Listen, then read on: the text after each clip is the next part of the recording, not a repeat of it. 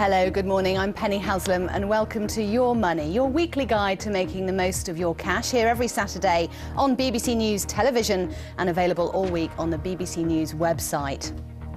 Camera store Jessop's closed its doors for good last night. The camera retailer Jessop's has become the first high street casualty of 2013, closing its doors at the end of trading yesterday after going to administration earlier in the week. 192 stores shut for good and nearly 2,000 people are out of a job. But for customers, where do you stand if you've got gift vouchers left over from Christmas or faulty goods you need to return? Well, let's talk now to James Daly, Which's money expert. Good morning, James. Thanks for joining us on the news channel. Now, many people will have been given gift vouchers or gift cards from Jessop's. Can they spend them? No, unfortunately, this is the end of the line if you do have any gift vouchers. The stores are going to be now closed, so you couldn't even take them in. But even if you could, the administrators had said earlier in the week that gift vouchers were no longer valid. However, you can at least go to the administrators, that's PricewaterhouseCoopers, and put in a claim. Don't get your hopes up. You might not get anything back, probably won't. But that's the best you can do at this stage, unfortunately. And what about if those gift vouchers or gift cards were bought by a debit or credit card by the person giving you the gift? There's something they can do there, isn't there? There's one extra hope, particularly if they were bought on a credit card. If they were worth more than £100, then you can make what's called a Section 75 claim. Of course, it's the person that bought those gift vouchers. Back, isn't it?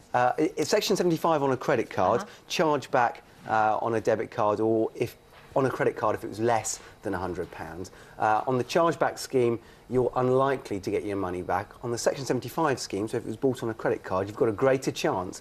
But again, no guarantees. Worth putting in that claim, though. But of course, it's got to be the person that bought those gift vouchers. Yes. So there is some wiggle room there. But so many retailers have fallen, haven't they, in the last 5 years, since Woolworths fell 5 years ago. They're going to the wall. Should we be wary of giving gift vouchers from any retailer these days? Well, unfortunately, that's the world that we live in now. And, you know, if you have been given any gift vouchers this Christmas, get down the shops today and spend them. Because, you know, when companies go bust, the first thing that becomes invalid is a gift voucher, and after that, it's very unlikely you're going to get your money back. What about protection with extended warranties, that sort of thing? Or if you're waiting for a delivery of an item, where do you lie with that? Yeah, well, the good thing is, if you're waiting for delivery of an item, again, if you spent more than £100 on a credit card, you should be covered by a Section 75 claim. So, you know, that's why it's always worth spending on a credit card, especially if it's for an item worth more than £100.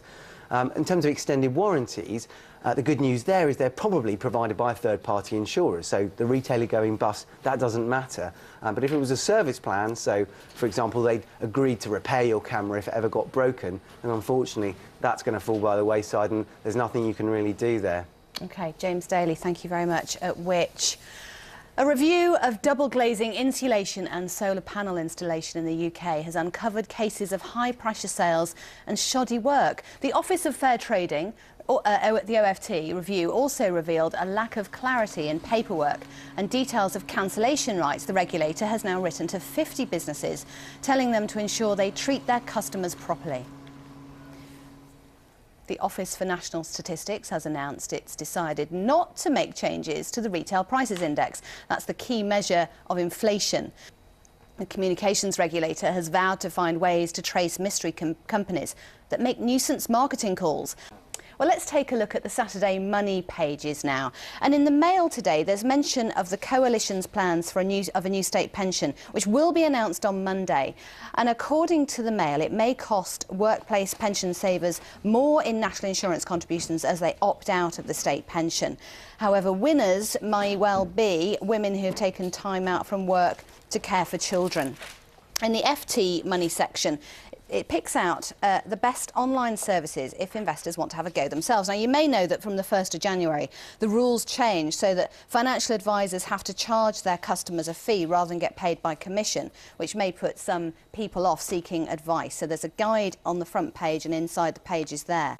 Over 5 million drivers in the UK hold a photocard driving licence. However, many aren't aware that it actually has an expiry date and has to be renewed every 10 years. Now, failure to do so could incur a fine of £1,000 if you're pulled over by the police. And even failing to notify the DVLA that you've changed address could be costly. Ramzan Kamali has been looking into it. Yes, absolutely important to check that driving licence. Now, it's more than 5 years since the start of the financial crisis in the UK. But according to research, only 51% of people are aware that compensation is available if their bank or building society goes bust. And only 12% of customers know what they'd be entitled to if their savings were lost. Mark Neal is the Chief Executive of the Financial Services Compensation Scheme and joins me now. Good morning, Mark. Thanks very much for joining us. Why do you think there is such a lack of knowledge about how the FSCS works? You'd think after the credit crunch, after we got our fingers burned 5 years ago with the unwinding of a couple of banks there, it would be common knowledge what we'd be entitled to. You would, wouldn't you? But I think it's human nature, Penny, that when the sun's shining and the sea's calm, people are not thinking about the lifeboat.